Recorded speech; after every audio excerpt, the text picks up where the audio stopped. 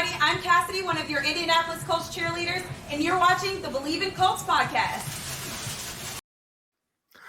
Welcome back to Believe in Colts. I'm Lawrence Owen. With me, as usual, is my guy, Rodney McLeod and Gerard Powers. And we have a great preview ahead of you. We've got a huge divisional matchup with the Tennessee Titans coming up this upcoming week, and we got to break that down, right? Rodney, how have you been? Been good, man. Enjoying myself, enjoying the week. Off to a great start, and looking forward to this upcoming Sunday, man. How about you guys? Sure. Been good, man. Happy, we're coming off a good Chiefs win. Now we're about to get ready for a rivalry, a divisional rivalry, two teams that hate each other. So looking forward to this Sunday. Absolutely. Guys, if you watched this past Tuesday's review and you're like, these guys had the same clothes on. Hey, we had to record this on the exact same day. So give us a break. All right. I mean, my man, Rodney McLeod, he's got games to prepare for. So, we have to record on Tuesdays on both of them. So just keep that in mind and don't think that, we all only have one outfit. Okay. So speaking of that, please don't forget that Bet Online, right? Bet Online is the fastest and easiest way to wager on all your favorite sports, contests, events, and first to market odds and lines. Find reviews and news for every league, including Major League Baseball, NFL, NBA, NHL, combat sports, esports, even golf. BetOnline continues to be the top online resource for all your sports information from live in-game betting, props, and futures. Head to BetOnline today or use your mobile device to join and make your first sports bet. Use our promo code BELIEVE50, that's BLEAV50, to receive your 50% welcome bonus on your first deposit. BetOnline, where the game starts. Well, Gerard, Rodney, we got Mike Vrabel and Ryan Tannehill and this one running back that we have had issues with for the last couple of years. They have had the Indianapolis Colts number the last while. Last year, they swept the Indianapolis Colts. How important, Rodney, is this upcoming game? Man, it's very important. Not only because of the history, divisional opponent, but even more so because it's the next game. That's how we have to treat it. But at the end of the day, we know these division opponents count as two, right? It ultimately determines where you end up at the end of the season. Everything that we've set out, that we're trying to accomplish goes through our division. We handle our division games. We handle our games at home. And, obviously we want to win every game possible. But if you split on the road, man, you put yourself in the best position possible and you get yourself a ticket in, to the dance. And so we have a huge challenge ahead of us this upcoming Sunday for the individuals you just spoke about. Vrabel being a great coach, former player, man, physical, and that's what he breathes there in Tennessee. And so you have Derrick Henry, everything runs through him on offense. And we know that whether it's in the run game, screen game, they're doing a lot, even, getting the ball to him, dumping it down to him, getting the ball in space. So we have to be a great tackling team this week.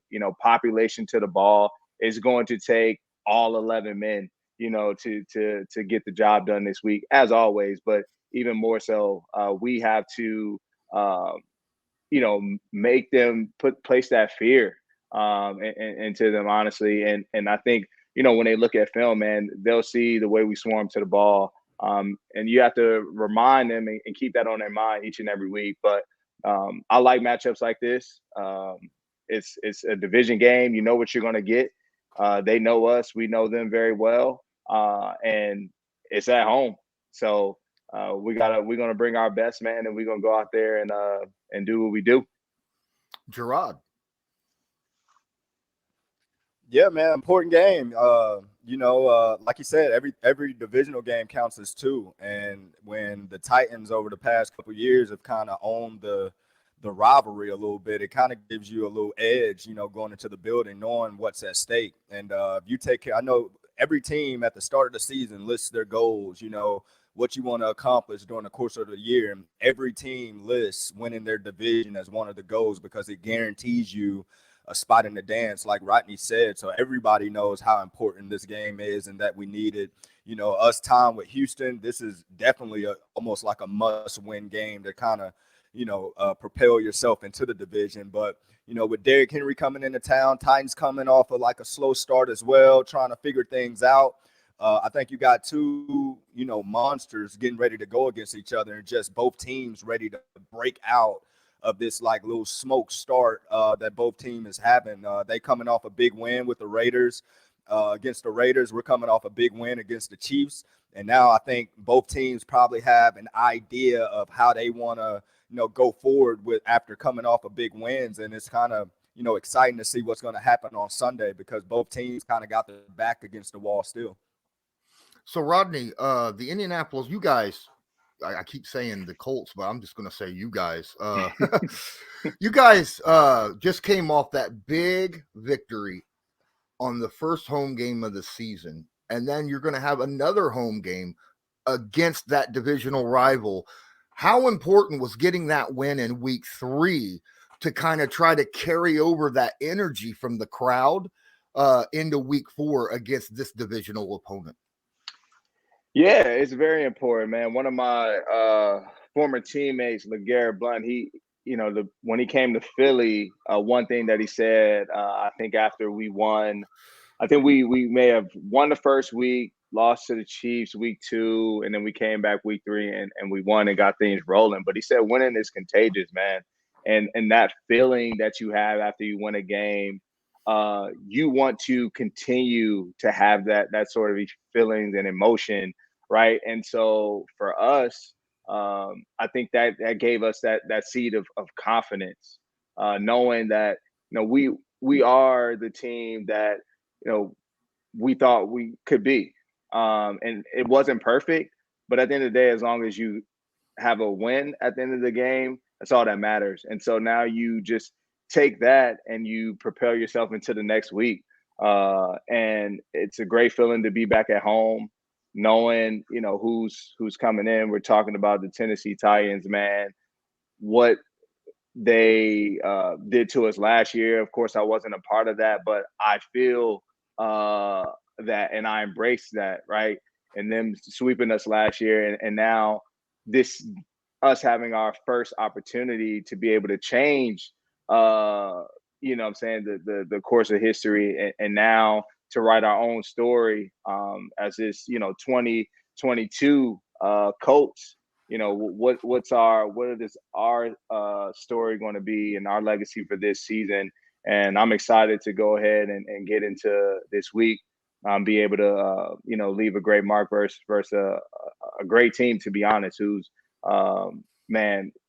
honestly been having very successful seasons over the past few years, and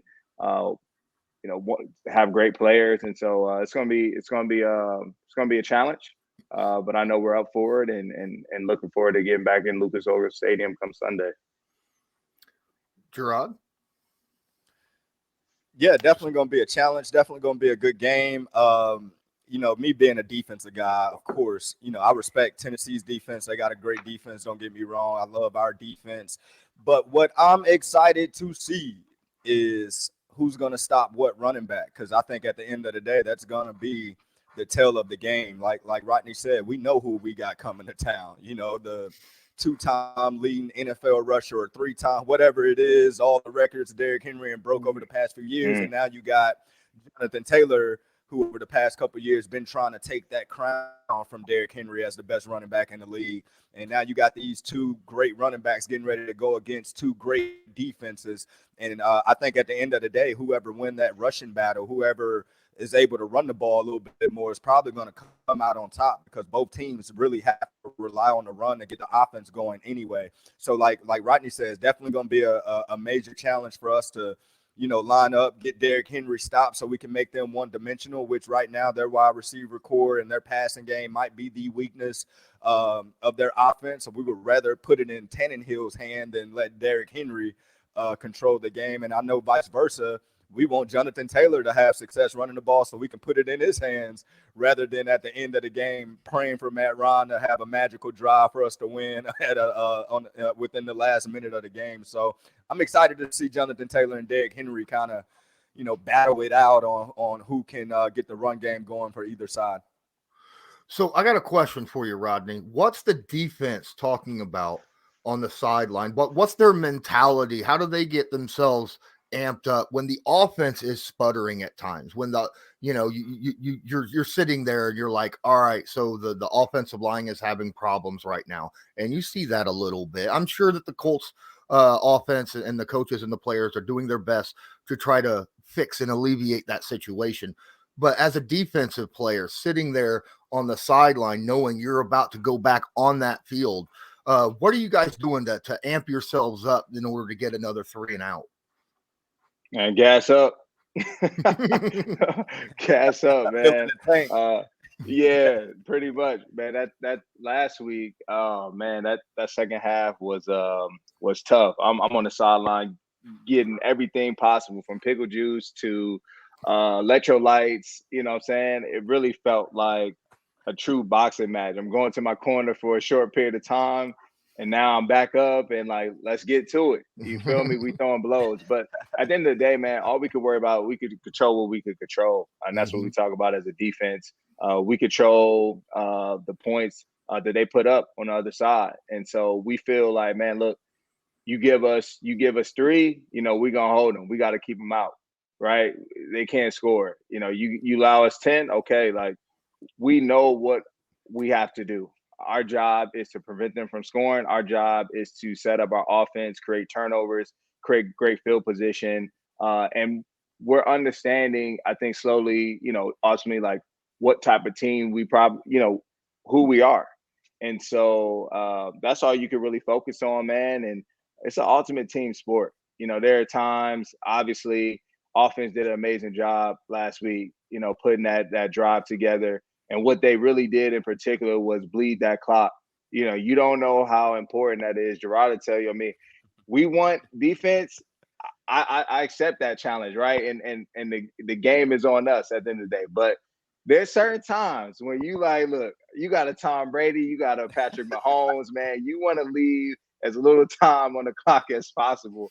And I'm telling you, on that sideline, as I watch, my guy Matty Ice go to work, man, I just kept looking at that clock. And, we're on the sidelines talking about their 2-minute routes and what to expect, because there was no doubt that we knew we were going to score. It was just, how much time was going to be on the clock and what type of situation are we now going to be placed in. But, yeah, man, it's when you're on defense, all we can worry about is preventing them from scoring and doing our job at the highest level. Gerard, okay, so I want to talk to you about this a little bit here. All right, so he talked about that final drive by Matty Ice. If you look and watch that game, you actually see him in the huddle. You see his eyes. I have recognized that look before. Back when your playing days, when Peyton Manning, you just saw it click when he had a bad game. And in the fourth quarter on that final drive, it's like, bam, I just recognize this defense. I know what's going on. We're about to drive and score and win this game. What's it like as a defensive player when you're sitting on the sideline and you see something like that come from your veteran quarterback and you're just like, oh, man, we're about to win this game?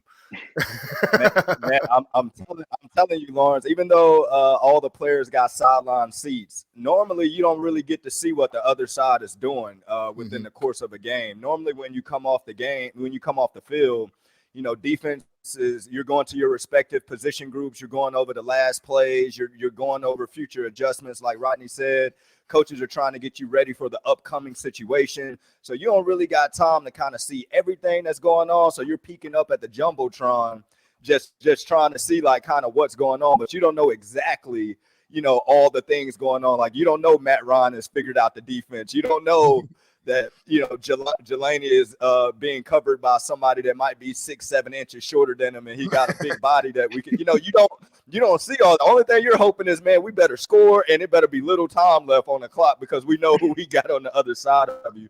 So like when Rodney says, he's watching the clock. At the end of the day, he's basically saying, like, you only can control what you can control. As a defensive player, you've been taught since a kid, defend every blade of grass. You should want to get back on the field. You should want, so you can't control if the offense turn the ball over. You can't control if they score fast. You can't control any of it. The only thing you can do is prepare yourself to get ready to go back out there. But when the game is on the line, and we're driving it, and now we're in the red zone, and you watching the clock, it's only a few seconds left or whatnot. Everybody is on their feet just hoping for a score. You don't care how we get it. You don't care what's going on. You're just hoping that you can score. So when we get back on the field as a defender, we got the lead, and it's our job, like Rodney said, to protect that lead. Going into a game against the Titans, we've already discussed it. Obviously, stopping the run is so important, especially against a guy like Derrick Henry. But does the defense prepare for stopping a running back of Derrick Henry's stature a little bit differently than they do when they go up against, say, a CEH or that style of running back? Do you practice a little different? Do you do stuff a little bit differently? You might put on an extra pad or two under your shoulder pads. You might do that, but other than that, Rodney will tell you. Other than that, you're just trying to get better at what you're already been doing. I mean, you're not going to do anything differently to get Derrick Henry down. I mean, you just hope that it's a game tackle, like you said. You hope everybody gets to the ball. I mean, one of the reasons why Derrick Henry is who he is because his whole life he's never let just one person tackle him. It's not just because he's been in the NFL. That's how he was in college. That's how he was in high school. It's just that's who, that's what make Derrick Henry who he is. So when you talk about us stopping him, we just got to get better, in my opinion, at what we do, making sure every gap is filled, making sure, we're containing the ball, making sure that the leverage is there, making sure the force players is where they need to be. So when they're running their different runs, their powers, their, bucks, whatever the run is, you game plan to defend the run, not necessarily a guy. Because if Derrick Henry wasn't at running back and they had another running back in, they'll be running these same runs at the end of the day. So you just want to prepare within the game plan to make sure everybody is where they need to be. And hopefully if you see Derrick Henry coming on your side and it's a one-on-one tackle, in your mind, you're probably praying that it's some other guys running to the ball as well. Quick story. I remember when my rookie year, we're playing Jacksonville and it's Maurice Jones-Drew. And I remember coming from Auburn, and I'm just like, man, I've hit everybody high my whole career at Auburn. We faced Darren McFadden, like all these top running backs. In college, they teach you, like, you got to kind of be tough in college. So everybody used to hit high, take their shots. I remember my first game, Antoine Bethea was just like, hey, man, like if Maurice Jones come to your side, like, do not hit him high. He might paralyze you. Jokingly, he said that. Man, they had a nub formation. They blocked down with the tight end, which everybody makes corners tackle in the NFL. They blocked down with the tight end. It's me and him one-on-one, and I give him my shot.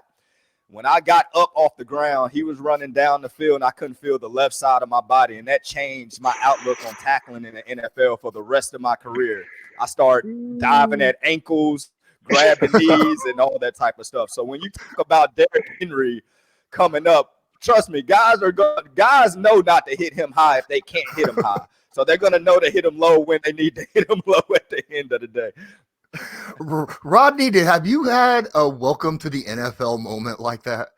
Definitely. My rookie year, special teams guy, was playing gunner. We used to do gunner motion a lot. And I remember we were playing the Arizona Cardinals, and we put it on tape a lot. So they watched their film. They had a plan. And so I'm getting advice. I come down, I'm getting ready to get up the field. And literally, the minute I shoot upfield within 5 yards, there's a guy like sitting right there. And at that point, like I said, I have a vice outside, and I have a guy right here. And like he just cleans me. You know what I'm saying? Like forearm shiver, like one of those old school. And I'm like, God, like all I can do is just, you got to get up off the ground. You got to get up off the ground, keep running, what I'm saying, till the play's over. But I said, geez. And at safety, unfortunately, every person on defense has been ran over before. You just don't know when that moment is going to happen. You play the game long enough, it's going to happen to you, no matter how much trash talk, what I'm saying, or how much you believe in your tackling abilities, you're going to get got. And I think I got in the middle of the field. We were playing New York Giants back in my St. Louis Rams days. And forget the running back, but he was from Boston College, I feel like. Maybe forget his name. But anyway, man, he caught me good, put that thigh pad underneath. It didn't even hurt, to be honest with you.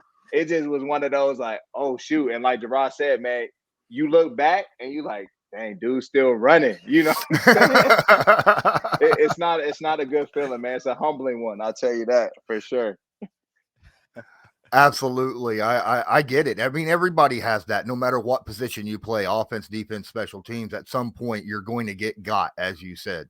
So, that's just something you learn from, especially like what you talked about, Gerard. You learned at that point, there are certain guys that you just don't tackle high.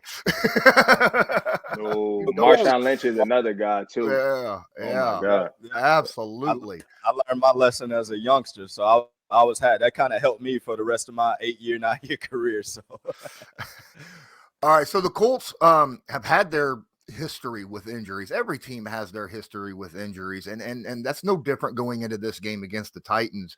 Rodney, you got some guys that are nursing a few things. Obviously we know that our man Julian Blackmon went out this past Sunday. I don't know exactly what's going on with him. I haven't heard the reports or anything, but how important is that next man up mentality on the team when it comes to stepping in and filling a role of a guy like a playmaker, obviously that Julian Blackmon is right now? It's huge. That next man mentality is real, and you never know when it will present itself. Whether it's week 2, whether it's a playoff game, and what we talk about every week is making sure that you are ready for your moment, and you are prepared. And that's credit to not only the players, but that's credit to the coaching staff as well. And I think it shows when somebody can come in at any moment in time and things still look alive and you're still having success. And that only makes your team that much better when you have great depth like that, because injuries are going to take place. And really, it helps breed, the competition brings out the best in everybody too. And so, when you look at JB going down on Sunday and Rodney Thomas coming in, man, and playing, I think around 50 snaps and making some very impactful plays, to be that young and understanding the magnitude of the game, and to come in off the bench cold, and not flinch, man, is huge. And that's just, like I said, credit to not only him preparing himself as such, because it's hard when you go throughout a week, and Gerard knows starters get majority of the reps. So, if you're a backup, you're maybe getting 2 reps a period, if that. And so it's really, a lot of it is the mental game that you're playing, taking those walkthrough reps, being in the back, following, whoever you're behind, and making sure that you are getting those mental reps, and treating them as if you're out there on that field.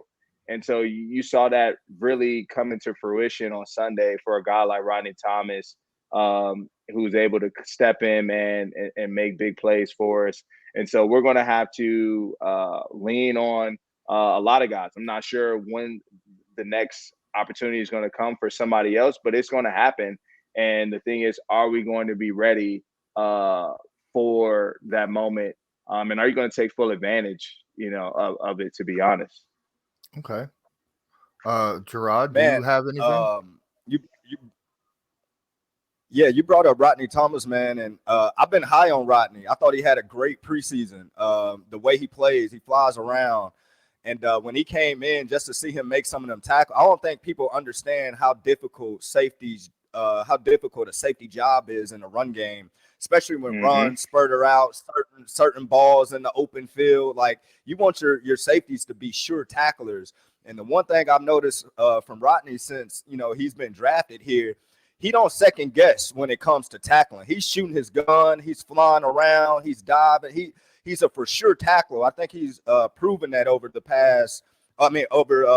course of the preseason, and just to see him get into the game. And like you said, he don't blink, look like he belonged. He knew what was going on. I'm pretty sure in the middle of the game, he's probably asking a lot of questions. That's the part that fans that don't see when players come in the game, just the communication part. Hey, Rodney, hey, what I got? Hey, what's the call? What's the check? I know all that stuff was going on, but just to see him kind of be calm and handle all that pressure, that's a big-time game to come in and play 50 snaps when your starter goes down at safety. That's a premier position when you're talking about the defense. So the fact that he was prepared enough says a lot about the coaches, but it tells you a lot about who he is as a player. Because like Rodney said, every period during practice, he might get 1 to 2 reps. So the coaches are really expecting the backups to get every mental rep that they possibly can during that course of the week.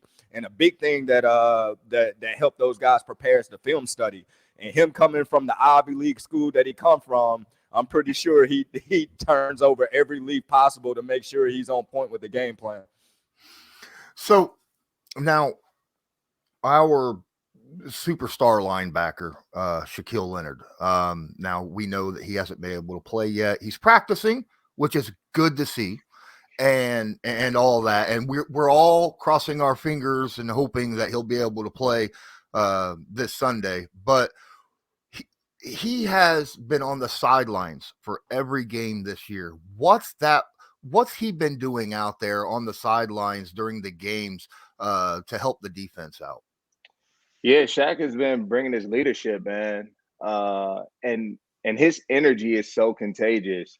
I see why they call him the maniac, because at practice, man, every single day, he's just like so emotional, very upbeat, very positive, man. And so when you feel that, man, it brings something, it creates something inside you, what I'm saying, as well as a player.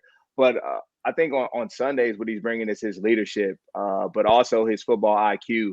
I think it was Jacksonville we're playing, and we come into halftime, and he pulls a few of us aside, and he's really breaking down how every P and 10, for some reason, Jacksonville was either running the ball to the left, everything was going to the left. And the minute we come out of halftime, I think they did the same thing. They may have ran like stretch to the left. And I looked at him, I'm like, bro, like, you're on point. And he went through a series and kind of identifying that. And that just shows you why he is who he is. Obviously, we know his playmaking ability, but right now, of course, he can't do that being on the field. So how else can you contribute? And right now, his voice, his energy matters, and his leadership and his IQ and his eyes that he's seeing on the sideline is very helpful for us, as we're going through it. And he's challenging us, right? Like reminding us, keep the ball on your mind, and how to possibly create a turnover, things that he's seeing, whether the ball's being exposed by this certain player, or look, this tendency, or look, we can take a step here and put you in, better position. So he's very engaged, very active. Of course, he has the mic on, so he's very in tune with what's going on. And it's obviously, I'm sure, important for him to be there, not only for other guys, but more so for his LBs. All right. Lawrence, you was talking about if guys, listen to the media or whatnot. I know you saw what Shaq said after the game. Everybody keep that same energy. So you have some guys that pay attention to what people are saying in the media. But Shaq, man, I just can't wait till him get back on the field with the defense. Seems like the defense starting to find this groove, and once you plug another playmaker, man, it's gonna make Rodney's job a whole lot easier as well when he's back out there. Absolutely. I think we're coming up on the end of this preview for the Colts Titans, and Look, Rodney, I'm not gonna put you out there on an island when it comes to making a game prediction, because obviously, your mentality is you got to win this game, right? So I'm not gonna, 1,000%. I ain't gonna put you out there on that one. But give me, all right. So before Gerard and I give our predictions for this game, who is the number 2 guy on this offense that you really have to focus on, you think, against the Titans? I would say Robert Woods and Ryan Tannehill. Those two, obviously, when you talk about stopping the run, and if we do that, and when we do that, it will be on us in the back end to ensure that we contain Robert Woods, and we also apply pressure on Ryan Tannehill when he drops back, knowing that they will run the ball, they'll take their play action shots. So we have to now eliminate explosives and make the plays that come to us when an opportunity presents itself. Awesome, Gerard. What's your prediction for this coming Sunday game at 1:00? You went with a low score last week, and it was a lot of low scores across the league when you watch games. So I think I'm gonna go more of the low score side, and I'm gonna say 24-17 Colts. Oh, I think that the Indianapolis Colts continue their streak on having a great run defense. Now, you're not going to stop Derrick Henry on every single play, right? But if you get him to 50 to the 75-yard range, you won the day against him. Period. And I think the Colts defense will do that, and I think that that's going to help dramatically when it comes to defending the pass, as Rodney was talking about with guys like Robert Woods and them. I think that the Colts defense will be able to hold their offense to 14 points. I think that's a reasonable. I have a lot of faith in this Colt. Don't let me down, Rodney. All right. But I think our offense. I'm sorry. What? I say you putting that pressure on Rodney on the spot now. Yeah, he is. Well, it's not just Rodney, right? I mean, it's the whole defense. Rodney could, as we talked about earlier, Rodney could play a perfect game, and if somebody makes a mistake, that's 7 points, right? So, but I think the Colts offense is slowly starting to figure it out a little bit. If they can just figure out a little bit more on that offensive line to help with Jonathan Taylor, giving him a little bit clearer lanes, and with protecting Matt Ryan so he's not got someone directly in his face 4 or 5 times a game, right up the gut. I think that this Colts offense has a lot of good playmakers on it. I think they could score some points. Now, we thought Mike Vrabel's a great defensive coach. He's a great, and he knows how to fire that defense up, man. He's I have a ton of respect for Vrabel. Okay. But man, I think the Colts figure a few things out. I think they'll be able to get things rolling. I think they win double digits this game. I think the Indianapolis Colts, I think this is going to be a 27-14 victory for the Indianapolis Colts. All right. I like it. I don't think that's as bold as last week's take, so I like that. All right. Well, not many people had the Colts holding the Chiefs down offensively, so I will pat myself on the back a little bit. And you could pat yourself a little bit there, Rodney, because you did the job on the game, right? Yes, appreciate sir. that. Even that, like that stop. When the special teams held them down at the goal line at the 1-inch line, I noticed when Grover got in the backfield and tackled him, CEH for no gain, you were right there standing over it, right? I watched you. All right. You were there. If that tackle did not happen, you was ready for it. So that's heck yeah. All right. That's it for today. Thank you, Rodney. Thank you, Gerard. Guys, make sure you check this out. If you're watching this on YouTube, make sure you hit subscribe. If you're listening this to one of your audio podcasts, make sure you subscribe to that as well. Share this to your favorite social media. I'm Lawrence Owen. That's Rodney McLeod and Gerard Powers. This was Believe in Colts, brought to you by Bet Online. And until next time, as usual, go Colts. Do you believe?